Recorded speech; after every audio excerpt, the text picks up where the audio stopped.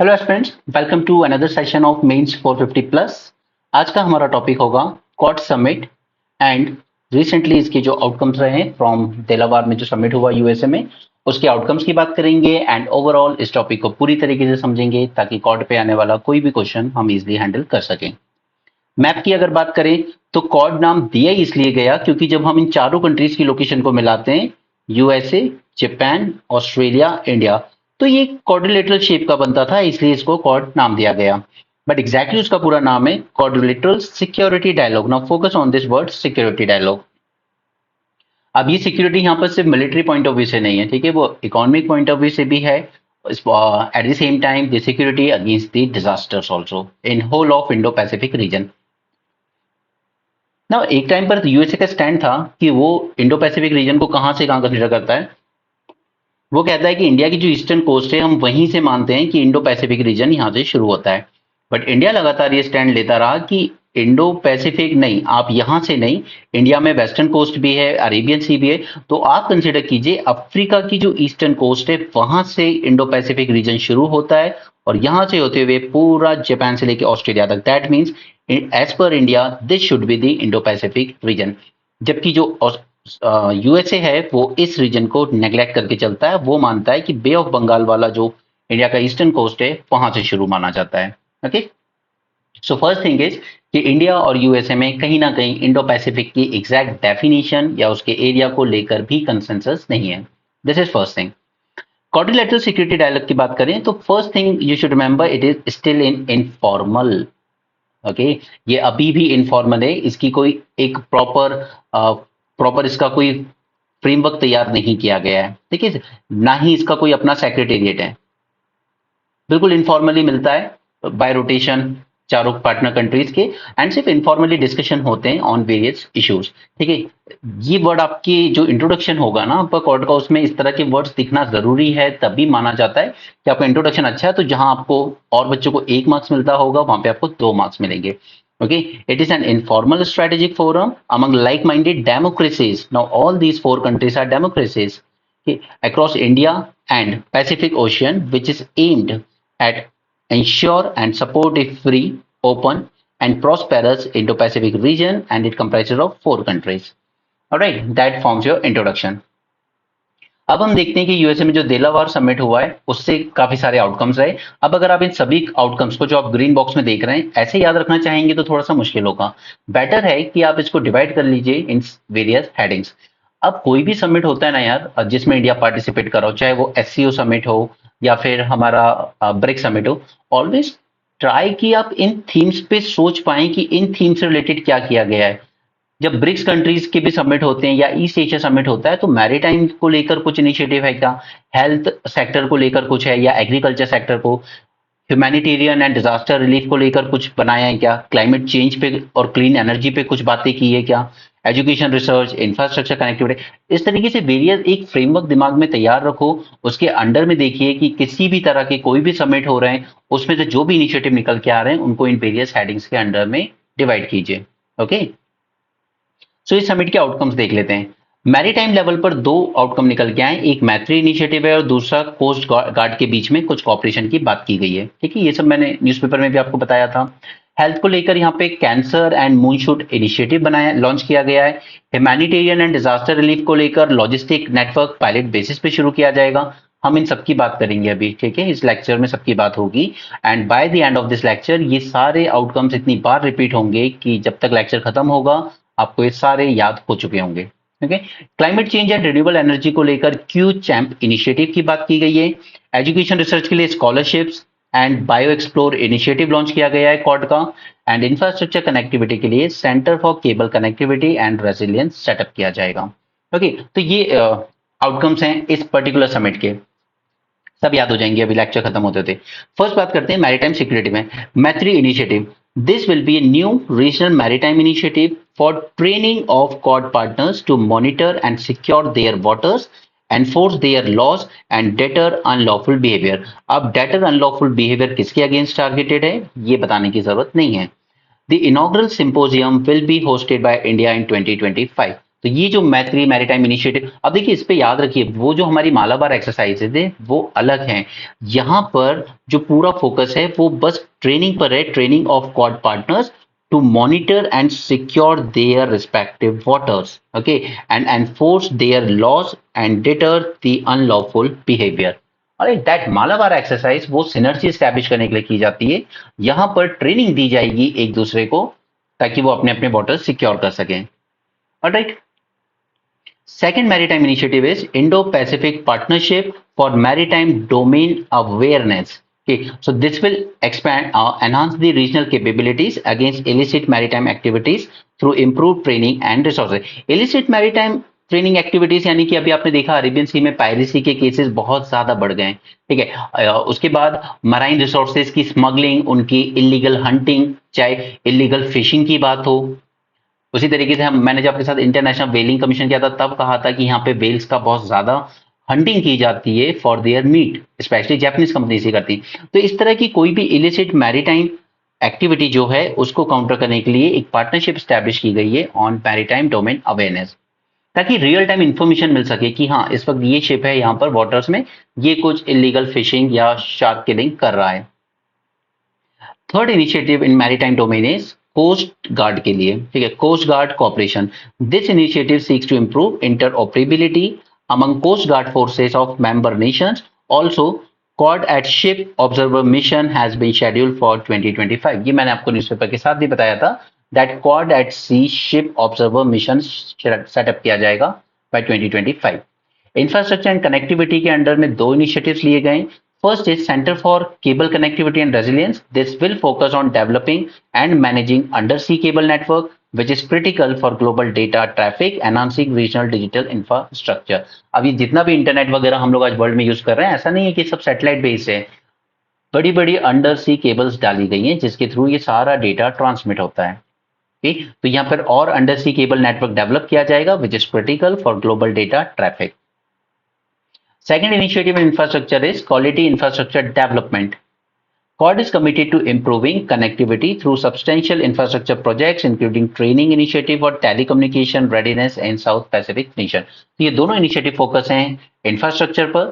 Climate change and clean energy की बात करें तो यहाँ पे लॉन्च किया गया है Q champ, that is quad climate change adaptation and mitigation package. It aims to enhance the resilience against climate impacts across the region.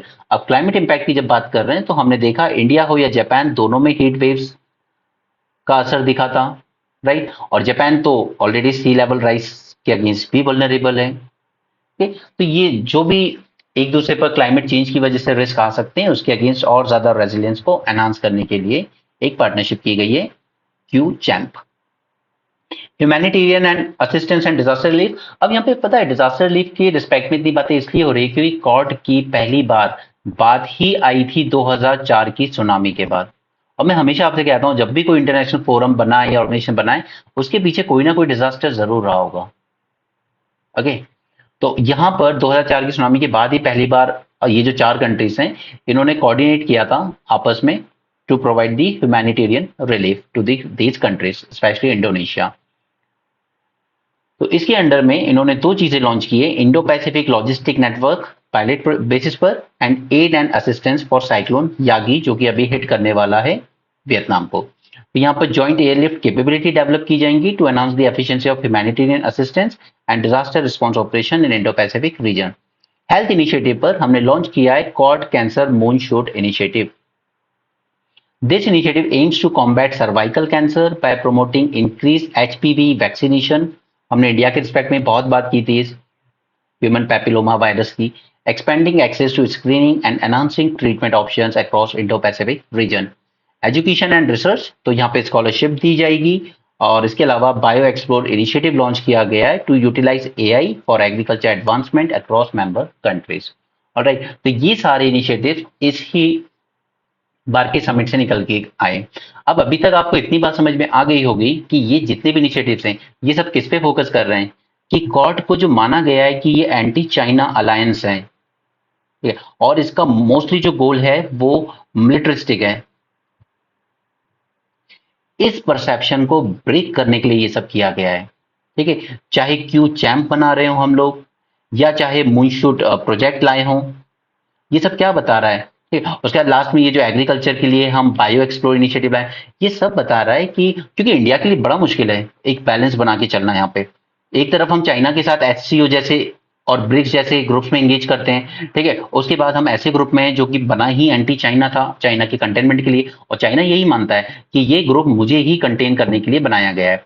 तो इस सबको, और यहाँ पर जो एजेंडा भी होता है मोस्टली वो कौन सेट कर रहा है? US and Japan. तो इंडिया का जब आप वे फर्दर भी लिखोगे ना, वे फॉरवर्ड, उसमें भी ये है कि India should be very much proactive in setting agenda of this forum, ताकि ये और डाइवर्सिफाई हो सके अलग अलग फील्ड में, क्लाइमेट चेंज में, हेल्थ में, एजुकेशन में, एग्रीकल्चर में, ताकि चाइना का ये जो परसेप्शन है कि it is anti China alliance, तो उसको ब्रेक किया जा सके।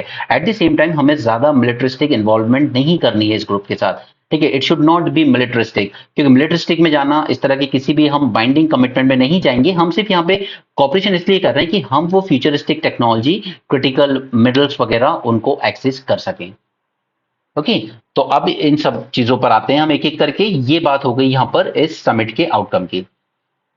Alright, now at the same time जब भी हम ये बात कर रहे हैं ना इसको डाइवर्सिफाई करने की, अब इसी तरह के पॉइंट्स आप लिखेंगे एससीओ के रिस्पेक्ट में। कल मैंने टेलीग्राम ग्रुप पे भी आपको बोला था, यही सेम पॉइंट्स आप वहां यूज कीजिए। एससीओ को भी क्या माना जाता है कि ये एंटी वेस्ट अलायंस है, ठीक है, ये वेस्टर्न कंट्रीज के अगेंस्ट बनाया गया है, ठीक है, रशिया और चाइना ने मिलकर बनाया, हाँ बनाया होगा, but at the same time यहाँ भी इंडिया को और प्रोएक्टिवली एजेंडा सेट करना चाहिए, इसको डाइवर्सिफाई करना चाहिए अलग अलग एरियाज में, एजुकेशन में, एग्रीकल्चर में, हेल्थ में, okay, climate change, renewable energy, इन सब में।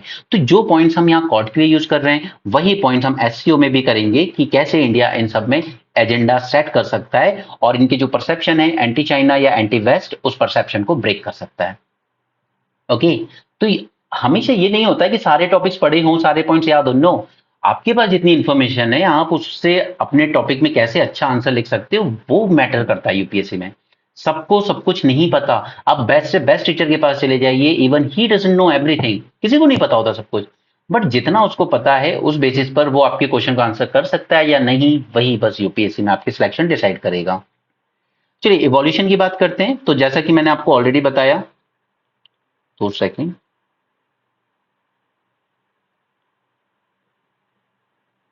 ये ग्रुप का फर्स्ट जेनेसिस हमें कहां देखने को मिलता है? 2004 की सुनामी के टाइम, जहां पर यही 4 कंट्रीज साथ में आई to coordinate the relief operation in aftermath of the 2004 tsunami.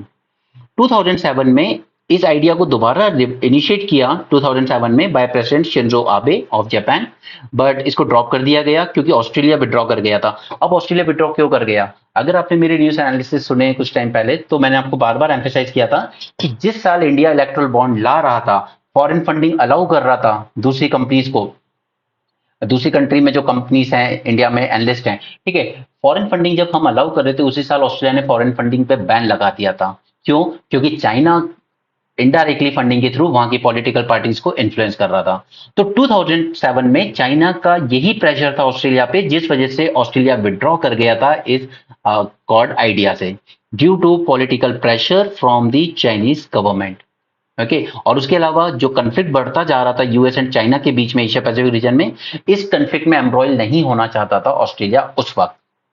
Alright, फिर अब उसने जब विड्रॉ कर, वो बैन लगा दिया, हमें नहीं चाहिए फॉरेन फंडिंग, हम अलाउ नहीं कर सकते पॉलिटिकल पार्टीज को, तब जाकर अब जो भी पॉलिटिकल पार्टी पावर में आती है वो इतना चाइना से दबती नहीं है, ठीक है, वो यूएसए के क्लोज हैं और उन्हीं के क्लोज रहेंगे। फिर 2007 के बाद इस कॉड को दोबारा रिवाइव किया गया और उसको कहा गया कॉड 2.0। 2012 में भी जापानीज पीएम ने एम्फेसाइज किया that idea of Asia democratic security diamond. अब इन्होंने यहां पर स्ट्रैटेजी का मिलिट्री पर्सपेक्टिव नहीं रखा पहले, ऑस्ट्रेलिया के कंसर्न को ध्यान रखते हुए उन्होंने कहा कि हम चारों डेमोक्रेटिक कंट्रीज हैं, तो हमें एक डेमोक्रेटिक सिक्योरिटी डायमंड स्टैब्लिश करना चाहिए। फिर ये सब ठंडे बस्ते में पड़ा रहा। 2017 के आसपास आते आते there was resurgence of Quad again in 2017, क्योंकि इस वक्त तक जियोपॉलिटिकल डायनामिक्स चेंज होना शुरू हो गए थे, असर्टिवनेस बढ़ने लगी थी चाइना की, स्पेशली इन साउथ चाइना सी। अब ऐसा क्या हुआ यहाँ पर जो डायनामिक्स चेंज होना शुरू हो गए? सबसे पहला 2013 के बाद लॉन्च किया गया बेल्ट एंड रोड इनिशिएटिव। इसने बेल्स बजा दी इन सब कंट्रीज में कि यार ये चाइना थोड़ा सा अलग वे में जा रहा है अब, ठीक है। ये बेल्ट एंड रोड इनिशिएटिव के थ्रू यहाँ की सारी कंट्रीज में एंटर करेगा अपने इकोनॉमिक मसल्स को लेकर, एंड इन सबको फिर अपनी तरफ कंट्रोल करेगा। और यही रीजन है कि काफी सारी कंट्रीज जैसे इंडोनेशिया हो गई, थाईलैंड हो गई, थाईलैंड ग्रा कनाल बना रहा है अपना चाइनीज कंसर्न को ध्यान में रखते हुए, ठीक है। तो ये सब कंट्री इसलिए क्लोज जा रही है, चाइना जैसा कि कहता है स्काई इज द लिमिट, आप बताइए बस आपको क्या चाहिए, China will provide you. B R belt and road initiative, और इसके बाद दूसरी बेल बजी इन कंट्रीज में जब मिस्टर जी जिनपिंग, इसने अपने आप वहां पर कॉन्स्टिट्यूशन चेंज करवाया and he became the president for life time. And ये आदमी इतना ब्रिलियंट है कि belt and road initiative was he personal idea, ठीक है। ये कोई वहां की पॉलिटिकल पार्टी या स्ट्रेटेजिक लोगों का काम नहीं था, ये इसका पर्सनल पेट प्रोजेक्ट था। It was he personal idea कि हमें ये रिवाइव करना है। तो ये दो इनिशिएटिव्स ने इन चार कंट्रीज को कन्विंस किया कि now is the time that we should get serious about it. The first formal summit of Quad began in 2021 and the official declaration was laid out in March 2021. The declaration states that Quad aims to create a region that is free, open, inclusive, healthy, anchored by democratic values and unconstrained by coercion. अब ये जो point है इसको as it is ही use करना कि code का M क्या है, ये आपकी इंट्रोडक्शन को बहुत अच्छा बनाएगा कि डेमोक्रेटिक वैल्यूज से चलना चाहिए ये organisation, and it should not be under coercion by any country. Okay, तो ये हुआ इसका इवोल्यूशन। अब हम आ जाते हैं सिग्निफिकेंस। अब इसकी सिग्निफिकेंस हमें दो पर्सपेक्टिव देखने होंगे, एक देखना होगा इंडिया के लिए इसका क्या सिग्निफिकेंस है, और दूसरा ओवरऑल इंडिया पैसिफिक रीजन के लिए इसके क्या सिग्निफिकेंस है, ठीक है। और जो चैलेंजेस इंडो पैसिफिक के लिए होंगे वही इक्वली वैलिड होंगे इंडिया के लिए भी। तो चैलेंजेस इसके दोनों कॉमन हो जाएंगे, और उसके बाद हम देखेंगे कि आखिर इंडिया इसमें क्या अप्रोच ले सकता है ताकि वो इसको अपने बेनिफिट के लिए भी यूज कर सके, eight the same time China को और ज्यादा एंटेगोनाइज किए बिना, ठीक है। तो ये फ्रेमवर्क पूरा हमें अपने दिमाग में तैयार करना है। सो इंडो पैसिफिक रीजन की अगर बात करें, सबसे पहले strategic counter balance to China, ये पॉइंट इक्वली वैलिड होगा इंडिया के पर्सपेक्टिव में भी, ठीक है। एक स्ट्रेटेजिक काउंटर बैलेंस की जरूरत है चाइना को, क्योंकि ये जितनी भी कंट्रीज है ना इस रीजन में, कोई भी कंट्री अकेले नहीं रोक सकती चाइना को, इम्पॉसिबल है। इवन यूएसए भी अकेले नहीं रोक सकता जब तक उसके पास इन अलाइज का साथ ना हो। Second is regional piece and rule based order. अब रीजनल पीस तभी हो सकता है जब रूल बेस्ड ऑर्डर हो पूरे साउथ चाइना सी में। इकोनॉमिक कोऑपरेशन की जितनी भी कंट्रीज हैं, चारों क्वाड कंट्रीज, ये चारों डिपेंडेंट हैं चाइना पर, रॉ मटेरियल से लेकर तो फिनिश प्रोडक्ट्स तक चारों डिपेंडेंट है। एंड इस तरीके से इन सबकी इकोनॉमी इंटरलिंक है चाइना के साथ कि हम चाहे भी तो उससे सेपरेट नहीं हो सकते। जैसे हमारी ऑटोमोबाइल इंडस्ट्री है, सारा रबड़ से लेके स्पेयर पार्ट तक सब चाइना से आता है। रिन्यूएबल एनर्जी के लिए हम सोलर पैनल बनाने की बात करते हैं, उसमें यूज होने वाला हर मटेरियल वहां से आता है, सिर्फ हमारे यहाँ तो असेंबल होता है, ठीक है। तो इकोनॉमिक कॉपरेशन हम चार कंट्रीज को आपस में बढ़ाना होगा, बिकॉज यूएसए के पास मनी पावर है, जापान के पास टेक्नोलॉजी है, ऑस्ट्रेलिया के पास मिनरल रिसोर्सेज हैं, और इंडिया के पास डेमोग्राफिक डिविडेंड है, ठीक है। तो ये चारों कंट्रीज अपनी अपनी स्ट्रेंथ अगर यूज करेंगी तो वो इनके बीच का इकोनॉमिक कॉपरेशन ही चाइना को हैंडल कर सकता है। दूसरा, technology and supply chain resilience. अभी सप्लाई चेन रेजिलियंस की बात हम क्यों कर रहे हैं, क्योंकि जब मैंने आपको क्रिटिकल मिनरल्स पढ़ाया था तब मैंने आपको याद रखने को कहा था कि 2010 में पहली बार चाइना ने यूज किया था जापान के अगेंस्ट की, जब सिनकाकू आइलैंड को लेकर डिस्प्यूट हुआ था कि मैं आपको क्रिटिकल मिनरल्स नहीं दूंगा, और उसका असर चाइना पर बुरी तरीके से पड़ा था। और अभी थोड़े दिन पहले हमने एक आर्टिकल देखा था जहां पर चाइना ने अपने मिनरल एक्सपोर्ट्स पे ही आया था कि वो किस तरीके से इसको एक वेपन की तरह यूज कर रहा है। तो हमें सप्लाई चेन रेजिलियंस तैयार करना होगा, और इसको लॉन्च भी किया था हमने ऑस्ट्रेलिया के साथ मिलकर, अभी आएगी ये सब बातें लेक्चर में। पब्लिक गुड्स प्रोविजन, जैसे एजुकेशन हो गया, हेल्थ हो गया, ठीक है, एग्रीकल्चर हो गया, ये सब पब्लिक गुड्स ही है। या आपका जो digital data, digital connectivity and all, ये सब पब्लिक गुड्स है, और इसकी तरफ ही हम डाइवर्सिफाई कर रहे हैं, इसका एजेंडा सेट कर रहे हैं। दूसरा, humanitarian assistance and disaster relief, क्योंकि यही रीजन है जो क्लाइमेट चेंज में सबसे ज्यादा प्रोन भी है। ओके, उसी तरीके से रिन्यूएबल एनर्जी पे भी ज्यादा ध्यान देते हैं हम लोग इस एरिया में। तो चलिए एक एक करके ये सारे पॉइंट समझते हैं।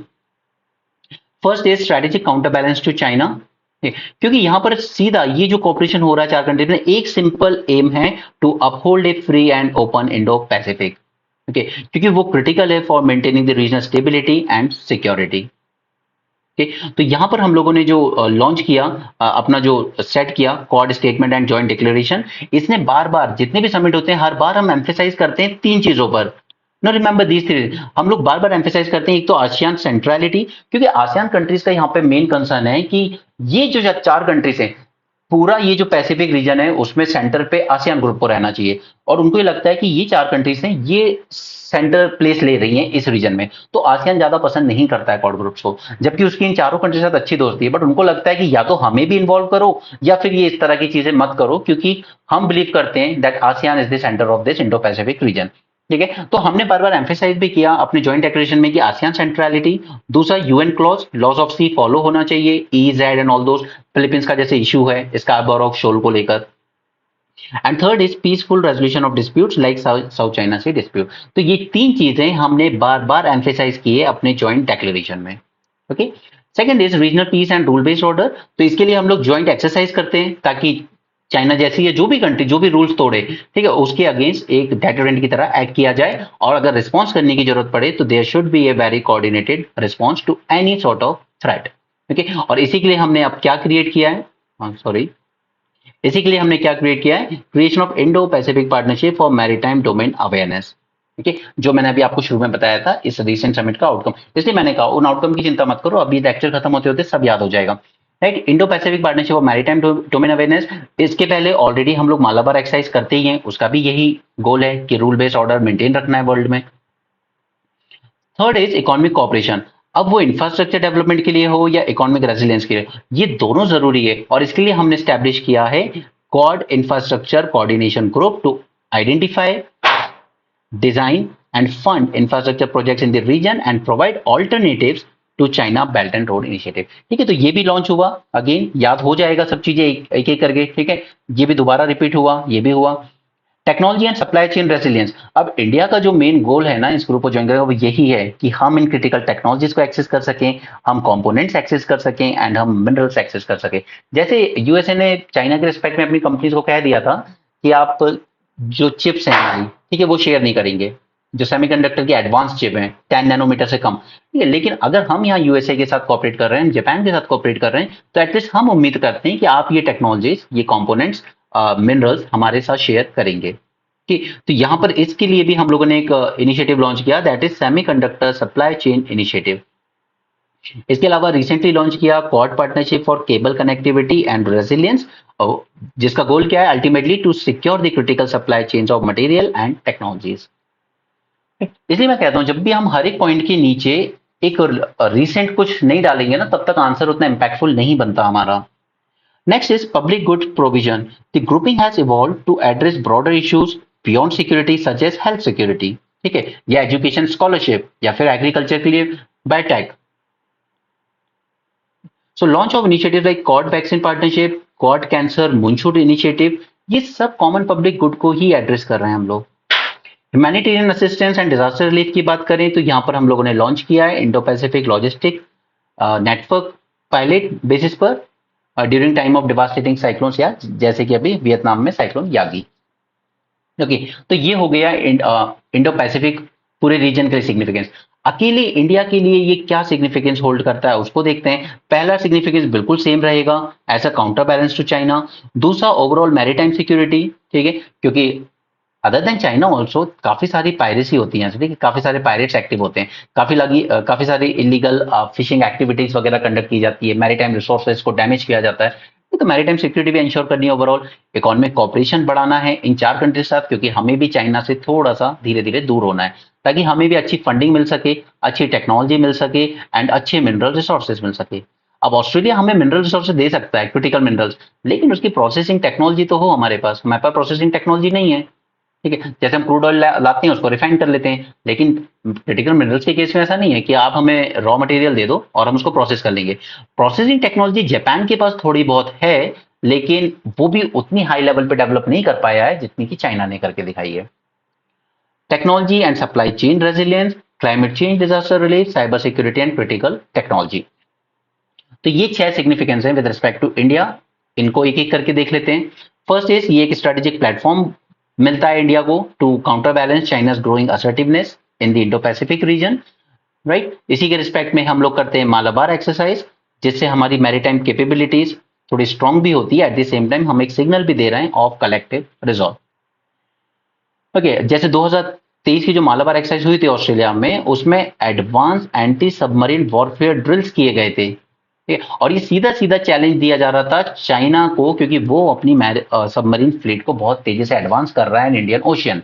उसने श्रीलंका में लाके डॉक की थी, याद है? ठीक है, तो इसीलिए जानबूझकर 2023 की मालाबार एक्सरसाइज में हमने एंटी सबमरीन वॉरफेयर ड्रिल्स की कि आप आइए, अपनी सबमरीन लगाइए श्रीलंका और दूसरी कंट्रीज में, हम उसी को कैसे हैंडल करना है आगे चल के, उसी के लिए मॉक ड्रिल्स कर रहे हैं। Next is economic and technological corporation.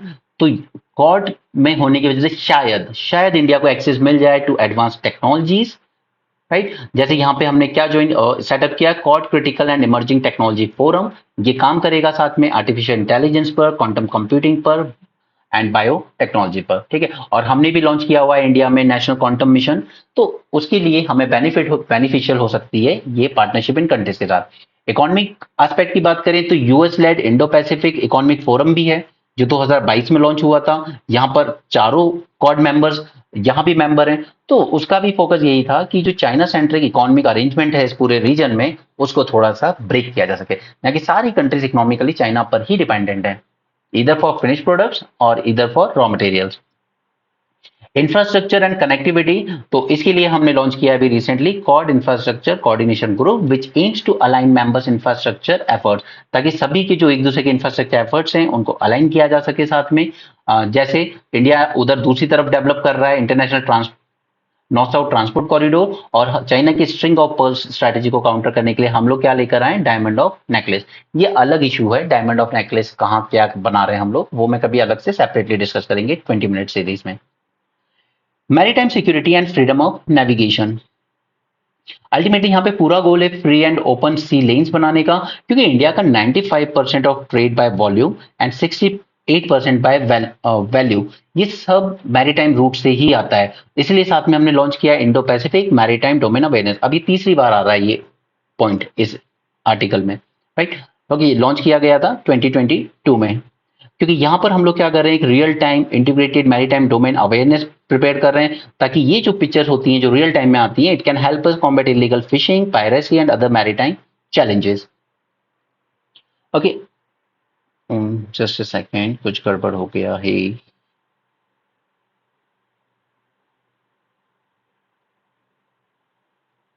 Okay, अब ठीक है, sorry. Cyber security, cyber security में हम लोग क्या कर रहे हैं, अच्छा ये रह गया अभी, climate change and disaster response. तो ये एक प्लेटफॉर्म प्रोवाइड करता है हमें for climate change and disaster response capabilities हमारी एनहांस करता है, जैसे अभी क्यू चैम्प लॉन्च किया गया। This align India's ambitious renewable energy target such as achieving 500 gigawatt of non-fossil fuel capacity by 2030। उसके अलावा इंडिया के पास लीडरशिप रोल है ऑलरेडी इन सीडीआरआई, उसके अलावा आईएसए में भी लीडरशिप रोल है हमारे पास। Cyber security and critical technology, तो Quad provides India with a framework for cooperation in cyber security and critical technologies. यहाँ पे हमने लॉन्च की 2023 में Quad cyber security partnership announce 2023। इसके अलावा 23 में ही हमने अनाउंस किया first ever open radio access network in the Pacific. देखिए यहाँ पे पॉइंट्स ऑब्वियसली हद से ज्यादा दिए गए हैं आपको, लेकिन अल्टीमेटली आपको सिर्फ इतना ही याद रखना है, सबकी स्ट्रेंथ होती है यार, कोई किसी पॉइंट को इजी मानता है उसकी फील्ड से है, तो कोई किसी और को। सो अल्टीमेटली आपको यहाँ से सिर्फ 150-250 वर्ड का आंसर बनाना है, तो वो आप अपनी रेस्पेक्टिव स्ट्रेंथ के हिसाब से बना सकते हैं आंसर। इसके अलावा हम लोग और कोलैबोरेट कर सकते हैं आपस में in 5G deployment, semiconductor, supply chain, space based maritime domain awareness etcetera. What are the challenges face by quad?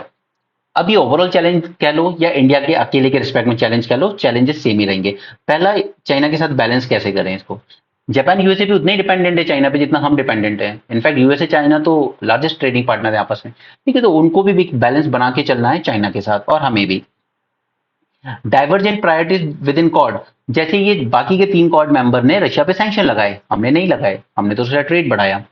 Resource and capacity concept, अभी जो इतने सारे इनिशिएटिव्स हम लोग लॉन्च कर रहे हैं, जो ऊपर हमने देखा बड़ी बड़ी बातें, बट क्या इंडिया के पास इतने रिसोर्स या कैपेसिटी है इनको इंप्लीमेंट करने की?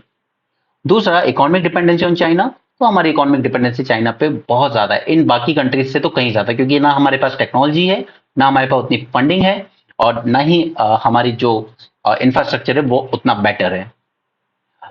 Next is perception and diplomatic challenge, वो जो एंटी चाइना परसेप्शन है ना, उसकी बात की जा रही है।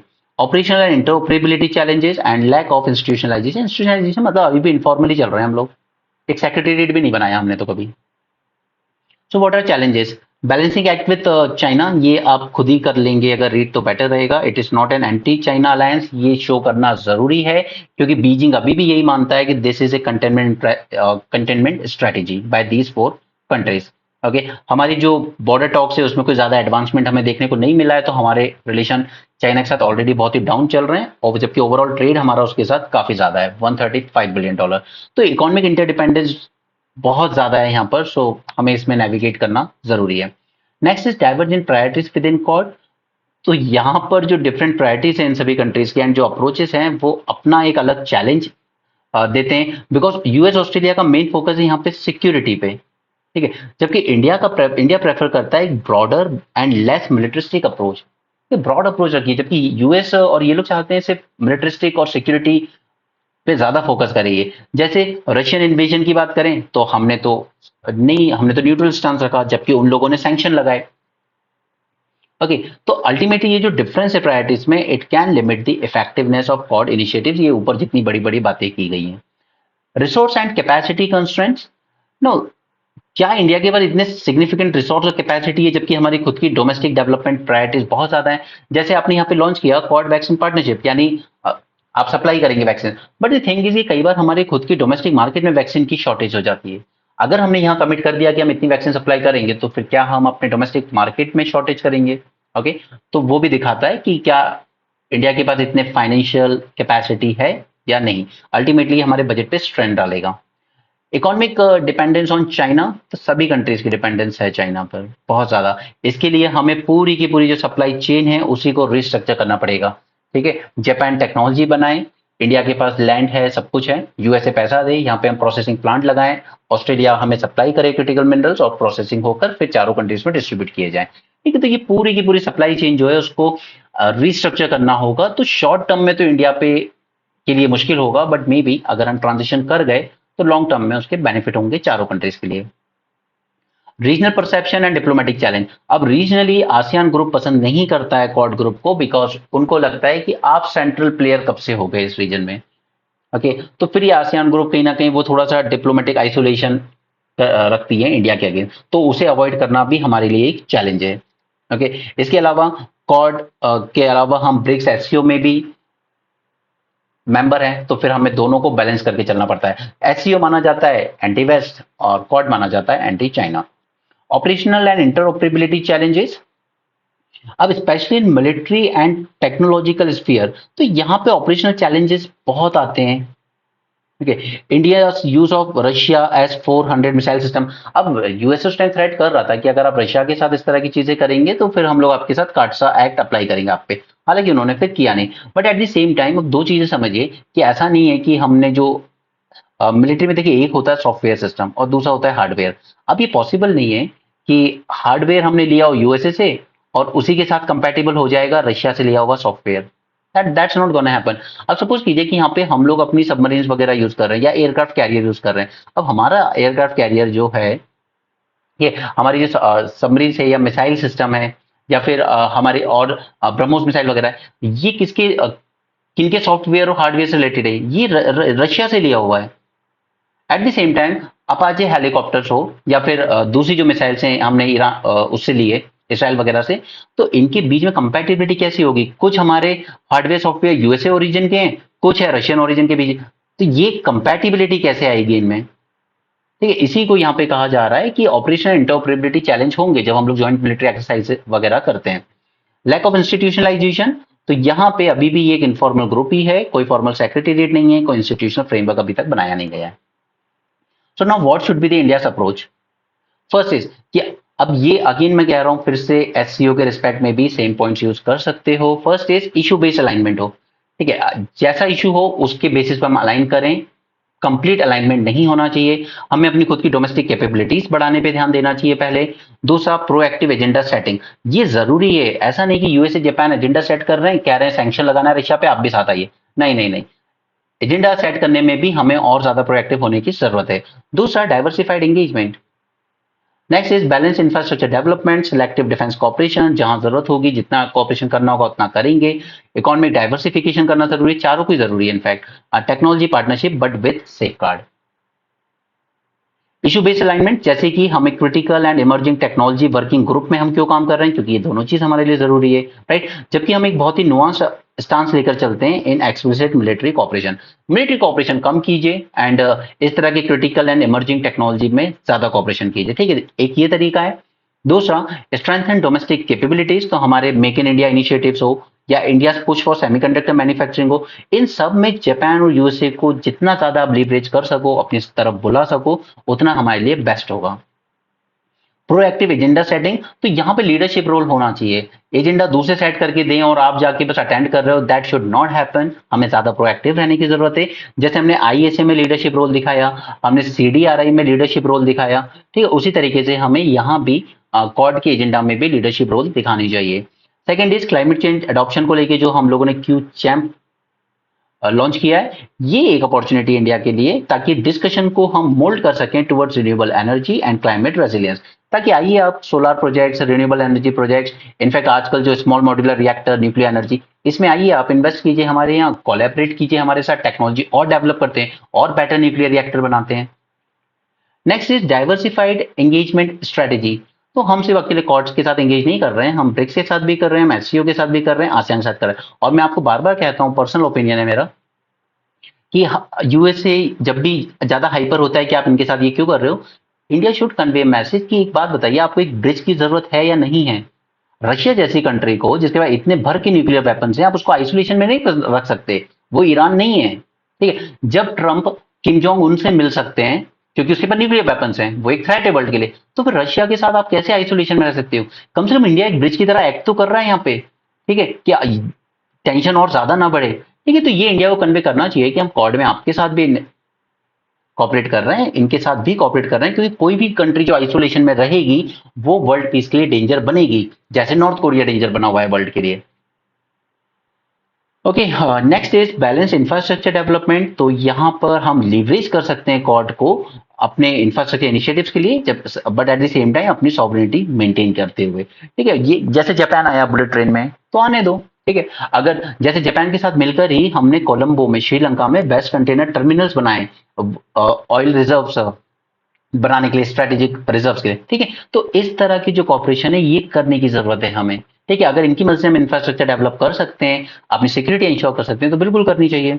Next is selective defence cooperation.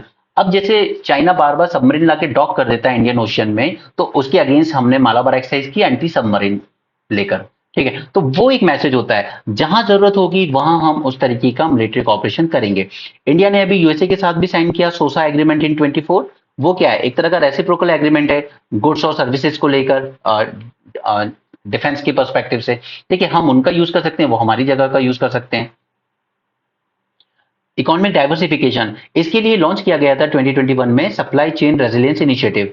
ये इसी चीज पर इंश्योर था कि चाइना ये जो वेपन की तरह आजकल यूज कर रहा है अपने रॉ मटेरियल्स को, वो हम लोग रोक सके, ठीक है। Supply chain resilience initiative launch by India, Japan, Australia in 2021, ठीक है। क्योंकि अल्टीमेटली गोल यही था, चाइना पर डिपेंडेंस रिड्यूस करनी इन सभी को।